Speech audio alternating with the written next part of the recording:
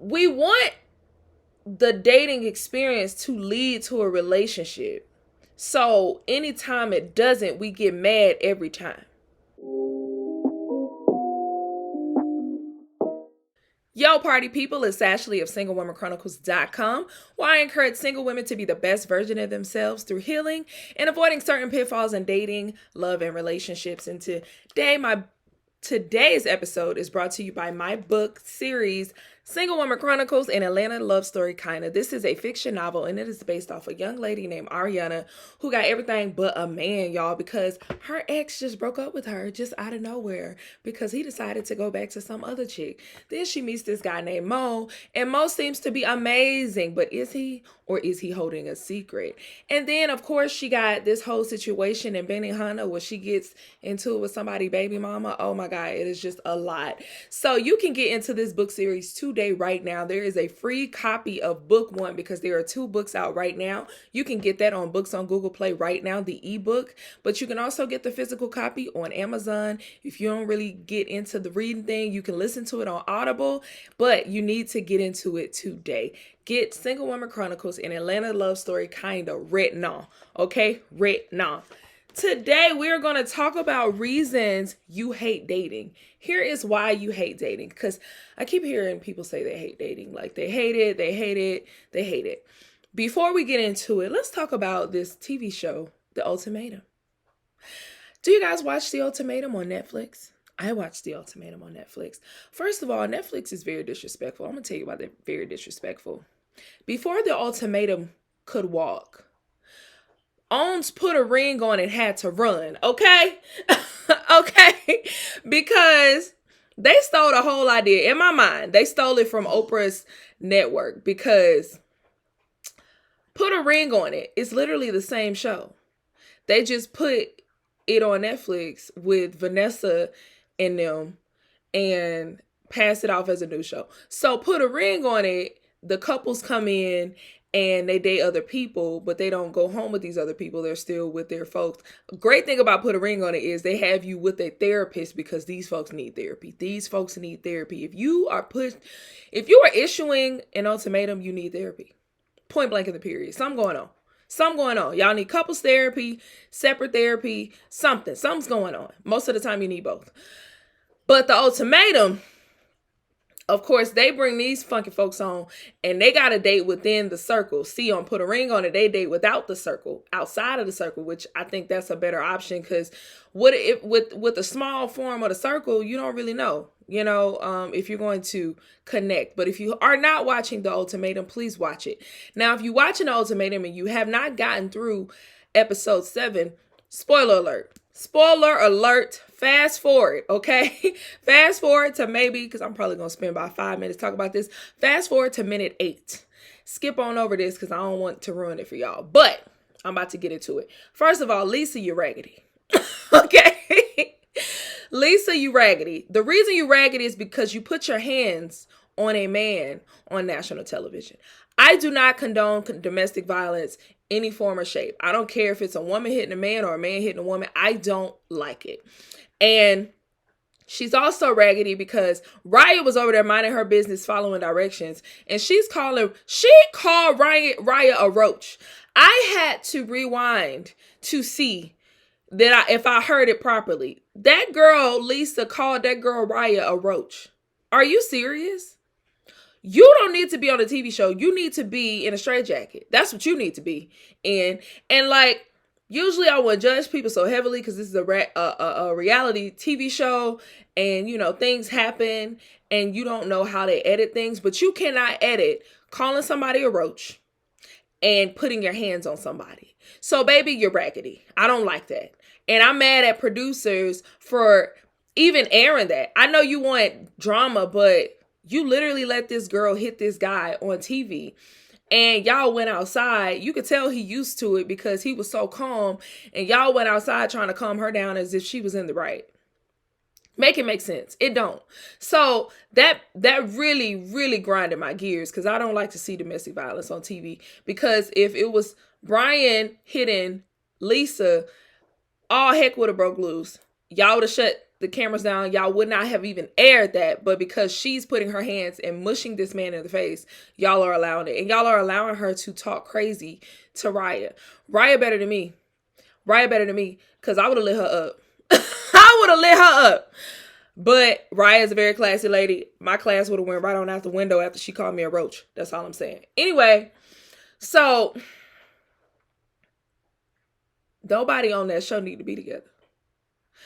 The only two people I think who are ready for marriage is Kat and Ryan. Not to be confused with Raya. Ryan. These two pretty white women. Okay? Ryan, I love Ryan. Okay? Ryan is amazing. She is amazing. She needs, honestly, she could date in the 1%. Baby's gorgeous. She's calm. She carries herself with class. She could really date in the 1%. Somebody watching this show, if I was her, I would hold out. I wouldn't choose nobody on this show. I would hold out because I know her DM's about to be flooded. Ryan, if you listening, hold out because your DM's about to be flooded. And I feel like you belong. You deserve better. Because James, although Trey, he loves you. But I'm going to get to Trey. James, he's not worthy of you. He's manipulative. Because this man done cheated on you. He's yet to tell you that he has cheated on you. But he wants to, because he sees that you got a voice now after coming home from Trey, he drops his childhood trauma onto you instead of telling you he cheated on you. Because to me, yeah, his childhood trauma matters, but I think him cheating on you matters more because let you make that choice if you want to continue to stay in a relationship with him. But he's not giving you that choice because he's selfish and he's self-centered and he's manipulative. I don't like him. I don't like him. I used to like him at first because he faked the funk when he was with Raya, but his true colors started to show real quick. I don't like him. Ryan girl, hold out. Hold out. Let's get on over to Trey. Trey. Trey is the thirstiest human I've seen on TV in a while. Let me tell y'all why I think Trey thirsty. Trey is to me, this is just my opinion. Trey is the type of person who they have a 5-year plan and everything has fit into their 5-year plan except this relationship. And because he even said it himself, he said when he was ready for a relationship, he thought it was going to be easy to find somebody, but it hasn't been. So now I feel like because this is the one thing that he has mapped out on his 5-year plan that isn't panning out, he's rushing to just force something.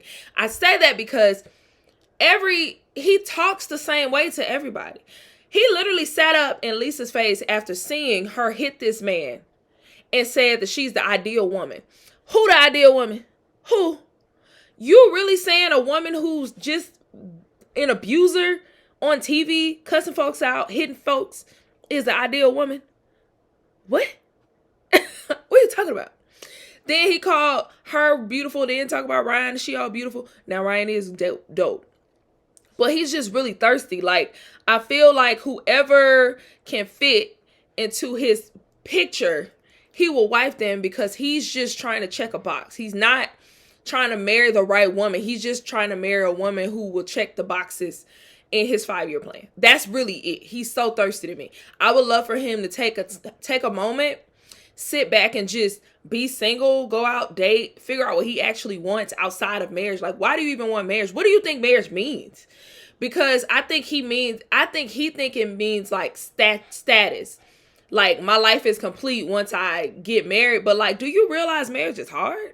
Do you realize marrying the wrong person is going to make your life a living hell? You tripping. Now let's get on over to Antonio and Roxanne. Antonio,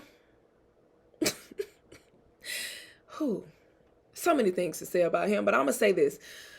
There's a scene when he's looking at Roxanne, he's telling her how much he loves her and all of this stuff, and she's looking at him in disgust. And the reason she's looking at him in disgust because his love, he drowns her with a love language that is not hers. And she keeps telling him, I don't need you to continue to say I love you. I need you to show me with your actions. I need you to change, but you're not changing. You're trying to love me with words of affirmation when I'm telling you acts of service is my love language. Get out there and get it. But you're not doing that.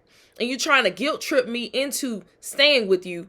And that's not right. Now, Roxanne, I do feel like she should have left this man a long time ago, but whatever. It's just a mess. And let's get to Alex and Kat. Everybody hate Alex right now. Let me tell you why I don't hate Alex. I don't hate Alex because he told Antonio what was real. Like, he told him the real deal, bruh.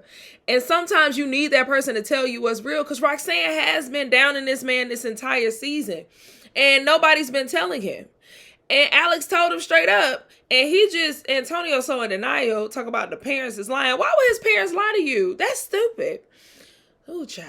But yeah, Alex, I do think being with Roxanne made Alex appreciate Kat more. I like Kat. I think Kat, people, who said Kat don't know? Antonio talk about Kat don't know who she is. No, Antonio, you don't know who you are. Kat very much knows who she is. She's just not who Roxanne is. You see, I hate this about society. Society thinks the loudest person, the most aggressive person is the person that knows themselves, is the most confident, etc., etc. When usually that's literally the most false thing, because most people who are super confident, who know themselves, they don't talk about themselves a lot. They're very chill because they just, when they walk into a room, you know they know who they are. Like, we ain't got to tell you, oh yeah, I know myself, I'm a boss, I'm this, I'm that. No, we just move in silence. We cool, we chilling. And you think because Roxanne is this big boss that she like knows herself more than Kat, because Kat is just soft spoken. No, that girl know herself. She know what she getting into. She know. I hope she don't choose Alex for real, unless Alex works on himself and becomes less selfish. But I think Kat cool. I like Kat and Ryan. Them the only two I think are ready for marriage. Period. They ain't got to marry who on this show. I just think they ready. All right. I said all that. I'm sorry if I gave some spoilers, people. Let's move on to, here is why you hate dating. So recently, I realized that I don't hate dating anymore. I don't necessarily love it, because I would much rather be in a monogamous relationship that is leading to marriage right now.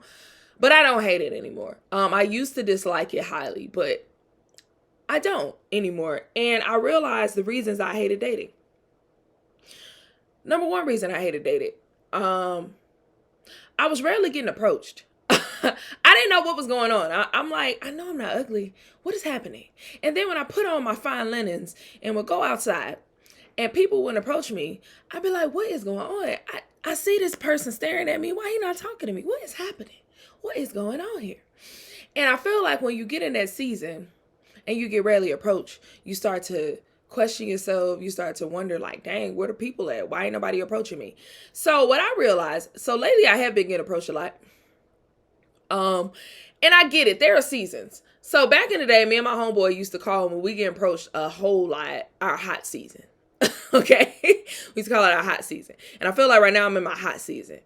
And honestly, I think the reason I'm getting approached more is my mindset is changing. Like, when I go outside, I'm expecting to get approached. So when you develop a mindset and you feel like, oh, I never get approached, and you start to walk in that, guess what? You won't get approached.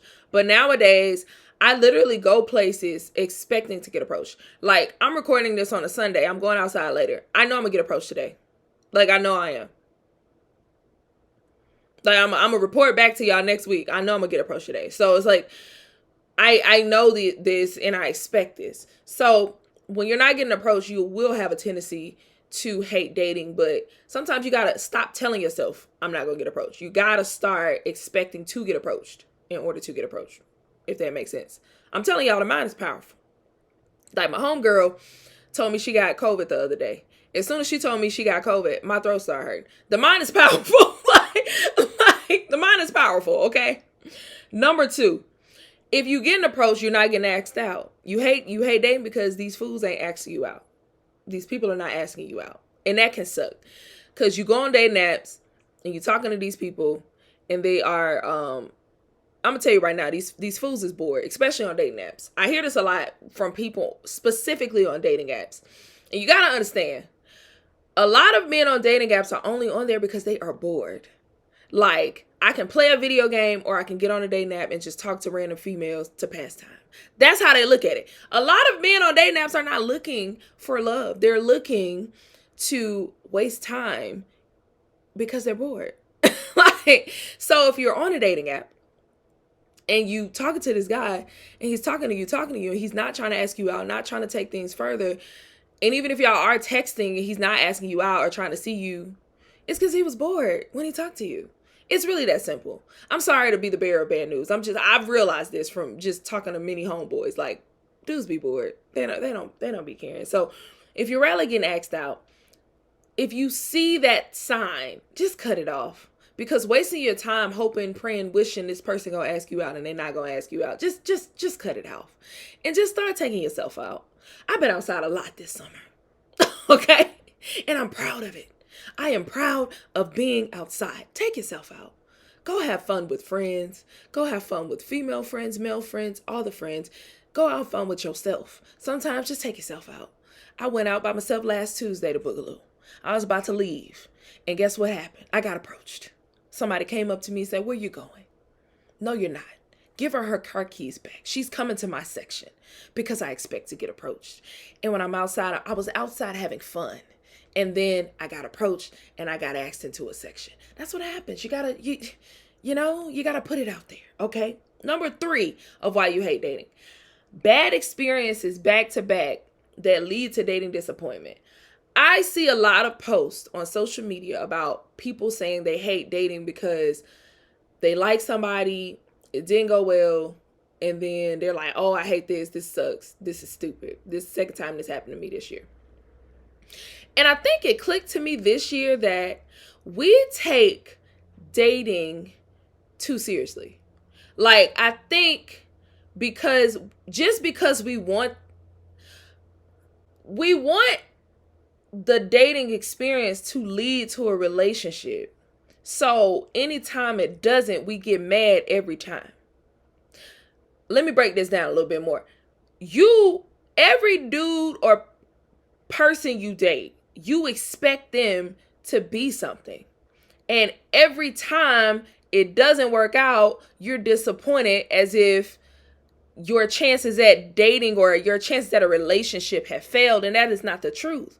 Dating is literally just the process of finding someone who you could possibly end up in a relationship with. But if you're constantly expecting every single person to possibly be that, then guess what? You're going to hate the dating experience, because it's finding someone to spend the rest of your life with shouldn't be easy. It should be difficult, right? Like that's a commitment you're going to make forever. So let's start looking at the dating process as a process to find someone you want to spend your life with, instead of looking at it as every person you date could possibly be the person you're going to spend the rest of your life with. You see the difference in that? It's different. It's different. So, yeah. You gotta, and I just switched that up. I stopped taking it personally. So I'm gonna tell y'all something. I used to be very adamant on daily communication when I first met guys. Like, if I meet a guy right now and I think he's cute, he better text me right now, because if he don't text me right now, that means he's not interested, and that means he playing games with me, etc., etc. But recently, I met a guy and we text, like, the first few hours we were texting heavy, but like the next day I didn't hear from him. And then I heard from him the day afterwards, and he was like, "Oh, I'm sorry, I've been really busy." And I was like, "Yeah, that's fine. I don't care, because I've been busy too." And then I realized something, like, you know what? I don't know him enough to know if I even want daily communication with him. Because when you get daily communication with someone, you start to get attached to that. That starts to become a routine, and your brain is like, okay, I'm used to this, so I'm expecting this daily communication from this person that you haven't even gone on a date with, you haven't even vetted, you don't even know them like that. You don't even know if you want to talk to them like that. So now it makes more sense to me why you may not get that at the beginning, and that's okay. I feel like we're so jaded that these days in dating, that we see everything as a red flag. I saw a situation the other day and I was so confused by it. So this girl on TikTok, she was saying that she got invited to a date. She was on her way to the date. The dude texted her and was like, "I left my wallet. Can I Zelle you the money and you can pay with your own card when I get there, but I left my wallet?" she immediately is like, oh no, I'm not finna do this. I'm about to call my best friend and she's going to pull up on me and we're going to go out together instead of me and the dude. So that's what she did. But then the dude arrives and texts her like, hey, I'm here. And then she's like, oh, you got your money? He's like, I always had money in my account. I just left my wallet and I didn't want to turn around and be late. But she's like, I don't care. He playing games. But I'm like, he wasn't playing games though. He told you the truth. It's not like he literally let y'all get to the restaurant, go to through the whole dinner and he started patting his pockets like, hey, I left my money. If he's telling you I'm going to Zelle you as soon as I see you, give that man a chance. I feel like we're so jaded that we're not giving anybody a chance. Everybody's getting cut off for the smallest stuff. And I feel like that's fear and that's not right. And that's probably why you hate dating, because you seeing red flags that ain't even red flags. That's not a red flag, baby. That's just a coincidence. Like, yeah, so that's one thing. You can't take your past experiences and bring them in your present and expect a different result, because you're leading with that past knowledge and that past pain, and that's going to get you the same result. You got to switch up how you think. It's a new season. You are a new person. You got better after that last dating disappointment, so you better now. So reason number 4, you hate dating right now because of you think there's a small amount of good quality people. Now, the older you get, it does get smaller. The dating pool does get smaller. The access gets smaller. Because think about it. Back in the day when you was in college, you was in school, everybody was the dating pool. Like, and you had access. You go to school every day. You're around these people all the time. Like, you see them. They not married. They young, But then the older you get, when you get in your 30s, people start getting married. It's less people are in serious relationships. It's less folks out here. But me, I like to think it's a 50-50 on marriage, right? Success rate. So 50% of these folks that got married. So I feel like it's more in the dating pool than we realize, right? So I'm just of the belief that it's some more out there. Cause again, I keep seeing people getting married on my timeline. I don't know about y'all. I've been seeing mad people getting married on my timeline. So it's better options out there. You can't buy into that scarcity mindset. See, when you buy into scarcity, you gonna lack.